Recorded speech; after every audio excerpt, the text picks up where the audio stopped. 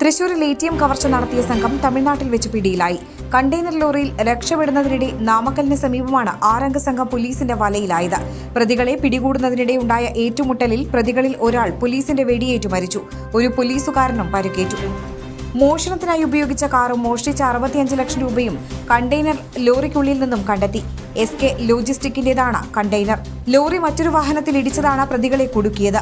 അപകടശേഷം lorry police നിരീക്ഷണത്തിലായിരുന്നു. പിന്നീട് Tamil Nadu police container വളഞ്ഞിട്ട് പ്രതികളെ പിടികൂടുകയായിരുന്നു. അതിനിടെ വെടിവെപ്പുണ്ടായതെന്നാണ് തമിഴ്നാട് പോലീസിൽ നിന്ന് ലഭിക്കുന്ന വിവരം. ഇന്ന് പുലർച്ചെ നടന്ന കവർച്ചയിൽ തൃശൂരിലെ 3 ATMകളിൽ നിന്ന് 65 ലക്ഷം രൂപയോളമാണ് നഷ്ടമായത്. ഷൊർണൂർ റോഡ്, മാപ്രാണം, കോലഴി എന്നിവിടങ്ങളിലെ ATMകളിൽ നിന്നാണ് പണം മോഷ്ടിച്ചത്.